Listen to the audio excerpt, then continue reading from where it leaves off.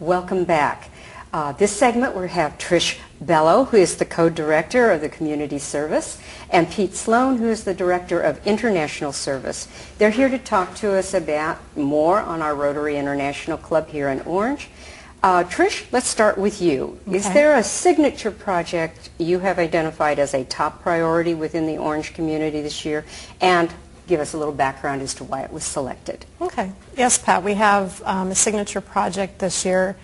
It is Beverly's House, which is a project of the YWCA of Orange, Central Orange County. And the way we selected it, or any of our signature projects each year, is what is significant in the community and where can we make a difference. We learned first about emancipated foster youth from Bill Steiner, who's a member of our club. He introduced us to Mike McKenzie from the Orangewood Foundation, who told us about his experiences in emancipated foster youth when you age out of the system at 18. Right here in Orange, we have Beverly's House, which serves emancipated foster girls, giving them supportive housing. And so we started first by making a donation for books and supplies. And then it grew this year into partnering with our district foundation for a grant to outfit them with computer for their office and other things like that. Right.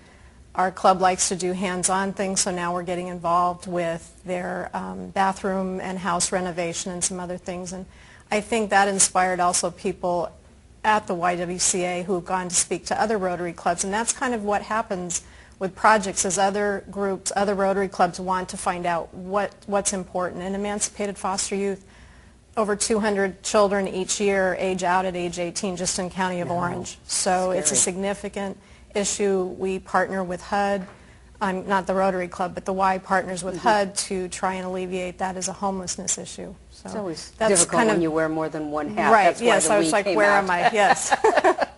I understand that.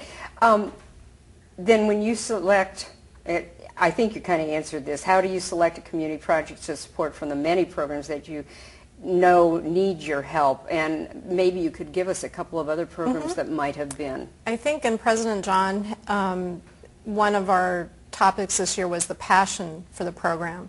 And so we have board members, club members who are passionate about programs. Diane Clanton, who's the co-chair also, she's passionate about Make-A-Wish Foundation. She's a wish granter. So she and another member, Mike Alvarez, rode their bikes during the LA Marathon, and 51 of our club members pledged over $2,000 for them to make a wish for a child who is in Orange who is terminally ill. So it's first the passion of the member who has something, they bring it to the board, and we aren't giving just to building funds. We would rather do the hands-on piece to help, but we aren't giving money that just goes into something that's non-specific. Right. So, you know, like Make-A-Wish, it's helping a specific child from Orange. Several years ago, senior affordable housing was important in the community of Orange, and so there were members who got together and partnered with the City of Orange, with the Housing Development Corporation, and we now have Orange Rotary Plaza over on La Vida, know, which is because of the club. I went there for the opening. You know. I was very impressed with what you had done. So absolutely, that's kind of what I think drives it. Okay, this is a question that I just think is always interesting for our listening audience to hear. What or who enticed you to join the Orange Rotary Club? I mean, what motivated you to do this? It was a series of events, sort of. The Orange Rotary Club meets at the Turnip Rose every Thursday. I belong to a government finance organization, and we met once a month on Thursdays, and they had the raffle out there, and I could always hear this happy music coming from the other room, and I wanted to know if I could join that. No, you have to be a member. A few years went by. I went to a meeting, and I saw Patty Cole from Rancho Santiago, or Santiago College, was in there, and so I went and talked to her. Another time I met with Don Saltikoff, and in his office he had the Rotary magazine, and it talked about Polio Plus. I learned more what Rotary was besides the fun music and that, so I learned about the service aspect. And to me, the idea that people would come together to serve others and do within their community, it was something for me that helped me expand beyond maybe just the one organization that I belong to.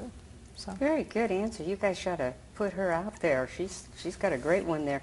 Pete, we're going to let you talk now. Okay. Why does Rotary do projects in foreign countries? Well, It's called Rotary International. It's True. got 32,000 clubs around the globe that all put their money together, as John was telling you. And so the idea is give back globally. And in the case of Orange Rotary, about 75% of our budget is spent right here in Orange. We're very focused on local, but 25% of the budget is used internationally. In addition to that, we get matching grants from the foundation, and that really amplifies our budget a lot. Oh, it does. Does Rotary do huge global projects, or are they usually smaller projects done by individual clubs? In other words, is it the whole group of you, or is it an individual? We do both. Oh. You heard about Polio Plus. The eradication, actually, of polio on the planet, down to just 4 countries now. And they think that in the very near future there will be no more Won't that be polio virus wonderful? on the planet except, locked up in vials someplace. We Good place also for do individual projects, literally thousands of individual projects. Our club has done them in Tanzania, in Lebanon, in Argentina just this year. And my. that's just one club. All these other clubs are doing them internationally as well. That's fabulous. Oh. What kind of projects? You mentioned, and so now tell us a little bit about those projects that Sure. Orange Rotarians are doing. One place that's really in the news these days is Zimbabwe. And this project preceded me as international person. We have a clinic, a free clinic in Zimbabwe, and everybody who watches the news knows how hurting that country is right now. We, in the last year, have shipped about $1 million worth of sometimes used or outdated or just surplus hospital supplies. And we paid for the shipping, which is not terribly much money, $10,000 or $15,000, to deliver $1 million worth of supplies into a country where things are really in tough shape right now. That's a great example. Yeah. Why don't you go ahead and tell us, talk about the clean water projects, because we're starting to run out of time, so I want to make Okay. sure we get this in. The next project after Polio Plus is called Water and Sanitation on a global scale. And we're getting started early at our club. This year we're funding 3 schools in Tanzania where we're having these clean water catching systems that are on the roof of the school, run the water down into a cistern so that during the dry season they've got clean water for the kids. Simple systems, but they work really well. Do you, on the clean water, how much of your money is spent in foreign countries compared to right here in Orange? I mean, from About the Orange Rotary. 25% is in foreign countries. Like these 3 schools will put in about $2,700, and Rotary International or other organizations can match with us, and we'll spend about $13,000 or $14,000 in total. Okay, well So, that's great. About 25% of our money goes internationally. Do you want to talk about, we still got at least a minute, so Okay. if you'd like to talk about a previous project, and then if we run out, I'll just cut you off.